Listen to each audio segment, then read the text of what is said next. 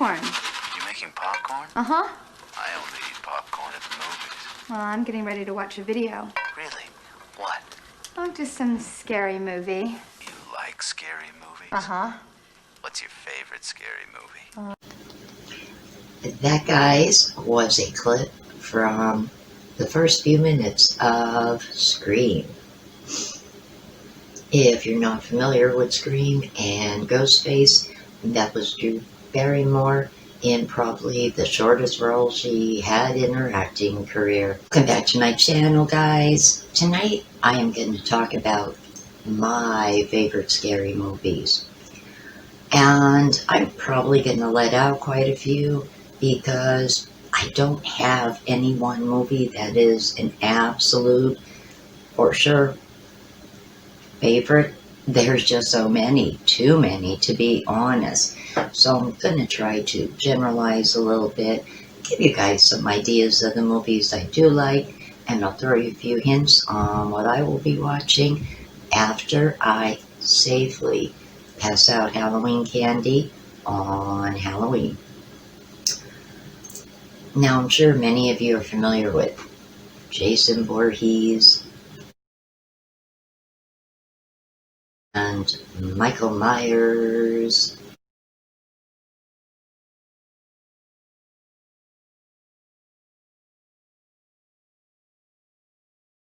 who are Freddy Krueger fans. Now, out of all the characters I just previously mentioned, Freddy Krueger actually, I think, out of all of them, is my absolute favorite. Not because he has the blades on his fingers, but the idea that he goes after his victims in their dreams actually intrigued me years ago. And I don't know if many people do know that Wes Craven actually got inspired for the character Freddy Krueger by articles he was reading in the newspaper. I believe it was several Asian men that had died, and apparently their family and friends had said that they were terrified to sleep, that they were honestly afraid of something harming them in their sleep. And from those newspaper articles and creative writing came the character of Freddy Krueger. And I must admit, Robert Englund is, and always will be, Freddy Krueger. I watched that new Nightmare, and I really did not care for that movie. Now, the Nightmare on Elm Street reboot was actually really good. I thought I didn't necessarily care for the voice of this Freddy, but the storyline was actually really, really good, and I thought the acting was really, really good. I also liked the new Friday the 13th that had come out back in 2009, because that was pretty accurate, with a little bit of a twist in that Jason kidnaps a girl who, wearing that locket, which looked just like her, which was his mother in the locket when he was a little boy. I guess Mrs. Voorhees, Pamela, had longer hair back in the day before she cut it short. And so that was different. Jason always just killed people. He never kidnapped anyone and held them hostage. So I liked that reboot.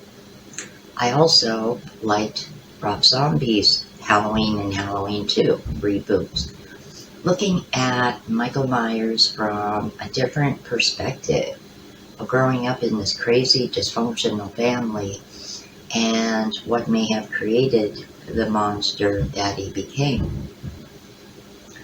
So I really actually enjoyed those movies. Now, when the new Halloween came out, and that was just last year, I was super ecstatic. I didn't get to go see it, but I did get to watch it. A friend of mine actually downloaded her copy for me So I was able to burn it off of hers, and I thoroughly enjoyed it. Thought it was really, really good, and so looking forward to part 2 this year. And of course, the pandemic came along and changed life as we all know it. So, yes, those movies I do before Halloween. Catch maybe one from each of them, depending on what mood, what one I really want to watch.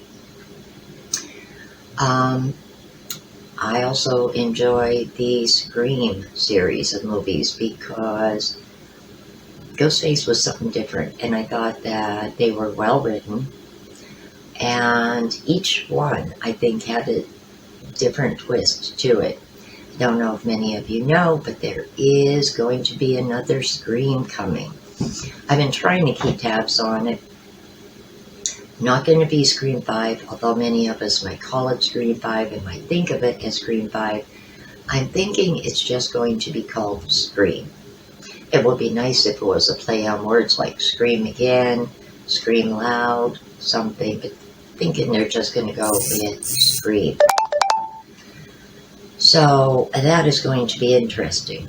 I'm not sure if they're going to bring back some of the former cast and characters, or is it just going to be flashback clips? And how is this going to go back to the beginning, but also with the murders that are going on now and tie everything neatly up? Well, I am sure Hollywood has it all figured out, and we're just going to have to wait and see. But that's a movie I definitely am looking forward to seeing, along with the second Halloween. But there's so many movies out there over the years, guys, that definitely would be perfect to watch on Halloween. Some of my personal favorites: The Crow and The Crow City of Angels. The first 2 Crow movies were amazing. I loved them. And the story behind the very first Crow movie inspired me so much and just got me thinking about someone dying tragically and wanting revenge. And was there any legends out there that actually did talk about that? It inspired me so much. I was going to junior college at the time. I did a research paper on the movie and some legends and things I found in books pertaining to that belief that if a soul dies so violently and so tragically that it can come back and try to make things right to avenge what had happened to it. Yeah, I kid you not. I'll show you guys in another video. But yes, I did a research paper on the Crow and the beliefs and legends behind that belief. It was actually very interesting, wonderful to research and to find out that there actually is some beliefs out there that tie in with that. So yeah, that was interesting. And the second Crow movie, City of Angels, again, a heartbreaking movie. A father and son shot just because the son seen something he shouldn't have seen.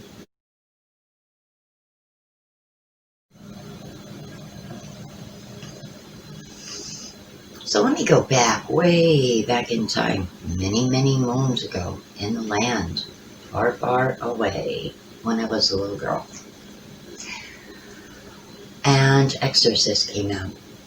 Well, I was not allowed to see that movie. Oh, no. Too graphic for me. Oh gosh. No. I didn't get to see the actual Exorcist with Linda Blair until, I believe, junior high. I was at a friend's house, and her older brother happened to have a VHS copy of it, and I said I wanted to see it because my mother would not let me see it. And oh my goodness, that movie gave me chills. It really, truly did. That movie definitely gave me chills. And I think after that, Linda Blair was always typecast in some sort of horror movie capacity because she just came to fame in that particular genre in that movie. Similar to Jamie Lee Curtis, if you think about it, in the original Halloween movies. She went on to star in Prom Night, which was a good movie in and of itself. I like those movies in particular. I think it was the very last one that I didn't really care for. But there was Prom Night, and then there was Hello, Mary Lou. I really liked that one. And then there was another one. There was like 3 of them. I think there was 4, but there 3 of them out of the 4 I really, really liked, and I've watched them. They were good movies. Of course, the newer Prom Night was a reboot of the original. It wasn't bad. I won't say it was better than the original. It was good. But a lot of times Hollywood doesn't seem to understand if something isn't broken, don't fix it. Most times reboots stink. Has anyone seen the new Chucky movie that came out? Enough said. Give me the original little maniac, foul-mouthed person, little creep with a knife any day. Yeah, the new Chucky just like, no, I'm not feeling this. This is so corny. Of course, it would be rebooted to reflect, tech-savvy kids and the internet and all that jazz. But I'm sorry, give me the original Chucky, please, because it was just a little bit more believable with that little creep. I don't know why, but I just think it was. There was, however, a recent reboot that actually is worthy to say that is just as good as the original, and I very seldom say that about reboots. I like the Halloween reboots. I like the Friday the 13th reboot years ago. I even like the Nightmare on Elm Street reboot. But this one, I really, really loved it. It was well done. And I'm talking about Stephen King's Pet Sematary. And for anyone who isn't familiar with Pet Sematary or might not remember the family had a cat named Church. The little boy Gage runs out in the road and the trailer runs them over, kills a poor little thing. And that little boy was so cute too. That little blonde haired boy, oh my gosh, he was gorgeous. Anybody ever watched that movie just experienced such heartbreak and shock and sadness over what happened to that little boy. But that sadness is soon replaced with fear and heart when his dad buries him only for him to come back. A parent's heartbreaking grief, right? Well, I really, truly did enjoy the new Pet Sematary reboot because they switched it up a little bit and it was the daughter instead of the brother, but it was still the same kind of building up and building up and building up. The same way it was done, I kind of want to say, with the original Pet Sematary. And I think that it was just as equally good as the original. It really truly was. And if you haven't seen the new Pet Sematary, I'm no movie critic, but I would recommend it, giving it a whirl, check it out, because I really did think it was a good movie. I wasn't expecting much, and you know what? I was truly, truly impressed with that movie. Well, now we're going into the era of 80s slasher movies. Come on, you're probably figuring I was going to be leading up to this. Slumber Party Massacre, anyone? I mean, the stories may have been corny. The acting might have even been corny. But I think they were more good for a laugh than anything, those particular type of movies. Because all these girls do, instead of running away from a killer, they're running around like a chicken with their head cut off. or they do the classic as if putting your hands up, with your perfectly manicured nails is going to somehow stop a hammer, a knife, or in the Slumber Party Massacre killer's case, a drill. I never forget the one scene that always made me laugh, and if I was to watch this movie tonight, I would laugh again, where the killer was sort of, I don't know, dressed, and this character was sort of like a very cheap rip-off imitation of a wannabe prince with the hair Prince had at the time, playing a guitar in leather. And of course, at the very end of the guitar was a big drill. As I said, may have been corny, but honestly, I think they were more good for a laugh than actually scary horror.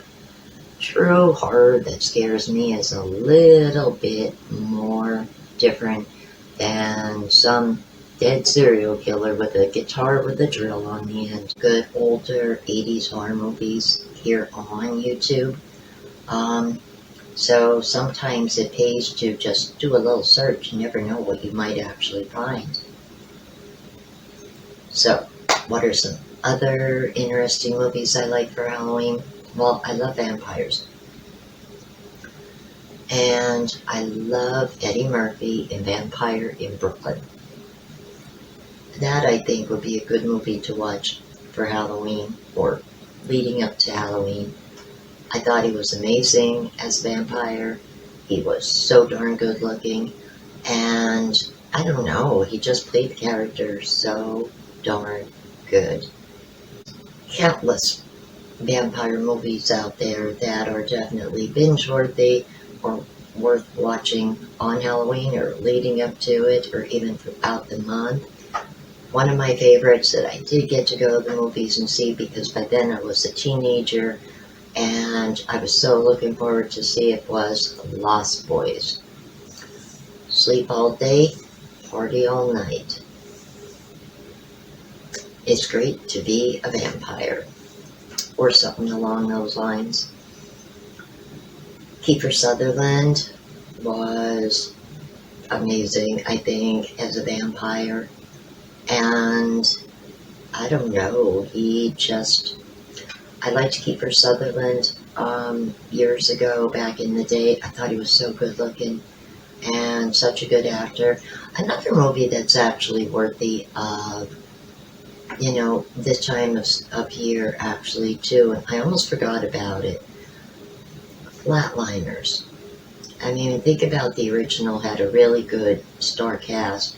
Kevin Bacon, Julia Roberts, Kiefer Sutherland. I forget some of the names of the other actors, but they're like the three I remember right off the bat. And actually, the reboot of Flatliners, I thought, was actually really good. I really was surprised. That actually is another one that left me impressed. Matter of fact, I took my granddaughter to see that movie when it came out, Flatliners, with Nina Dobrev from Vampire Diaries, and I forget this other actress's name, the dark-haired actress. I like her too, and I just can't think of her name. That was a really good reboot. I think actually even the reboot was even a little bit more scarier, I think, than the original, because with, the advances with filmmaking and everything, it kind of just like gave you the impression that everybody had a dirty secret and everybody had something they wanted to hide. And once they all flatlined and were brought back, their secrets were exposed, which may not be such a good thing. I mean, right? But may also not be such a bad thing either. You know what they say, truth sets you free. But yeah, they were good movies. But yes, I loved all the Lost Boy movies, The Tribe, and the last one, the third one, and I forget what that one was called. but I have all of them, and I have the soundtracks. And to this day, I still love that song, Cry Little Sister. That is just such a haunting sort of song that still gives me shivers in a way when I hear it. What about comedy? Okay. Scary movies, come on guys, they are hilarious. They really truly are. And you can't tell me you haven't watched at least one of the scary movies out there, because they're just hilarious. I mean, I can't even drink a cup of coffee watching them, because at some point I will spit my coffee out, because they're just that darn silly and downright goofy. But they are definitely good for a laugh. And definitely, if you don't want to go the route of creepy and gory and scary, well, comedy is the way to go. And now let me wrap this video up with a few movies in my lifetime that did give me willies and scare yours truly. Now, I've never really been one to let a movie intimidate me or give me the willies, but there have been a few in my lifetime that definitely left me with a few sleepless nights. And the very first one was the very first Hellraiser. Just the sight of that puzzle box with chains coming out of it going into someone's flesh terrified me. I remember going to see that movie with a friend, a guy friend, and I literally, when I seen that starting to come out, I had my face turned in to his chest. I had my eyes covered like this, and I was sort of looking through my fingers like so, watching some of it, closing my fingers, watching some of it, closing my fingers till that part was over. Because that was just so gruesome, and oh my God, just made me shiver at like, oh God, no. I'd never seen anything so gruesome in my life. And the sight of Pinhead, oh my Lord. Something like that with all them pins in his head was like, oh good God. I could honestly believe something like that would be roaming around. Hell, I could definitely believe that there would be things that look like him and the other Cenobites, I believe they were called, just because they were that horrible looking. Oh boy. Yeah, I could watch that movie now and it doesn't bother me, but I was only in my 20s when that movie came out, and yeah guys, that gave me uncomfortable time sleeping for several days, especially because I started seeing versions of that puzzle box pop up in a Salvation Army store, in a antique store, and I remember one of my friends wanting to get one for me as a conversation piece on a coffee table, and I said, no, don't you dare, don't you dare. Oh, it's not real. It just looks like the box. It's not really a puzzle box. You can't move it. I proved them wrong, because the one in the Salvation Army store, it actually did move, because I went to twist it and it actually did move. And I said, see, that's my whole point. I don't want it. And literally, I ran out of the damn store. So yeah, the Hellraiser in my 20s that terrified me. Absolutely just, no. Another movie that does still kind of bother me to this day. I don't know why. It just gets me in a certain way. But it's more horror / sci-fi. And that would be Event Horizon. That movie, I don't know. There's just something about that movie, and it just gets me. And even now, I watch it, and it gets me. And lastly, the last movie that disturbed me after seeing it, but it is a good movie, and I encourage people to watch it because it is a unique movie, and I'll tell you why. The movie is Fear.com.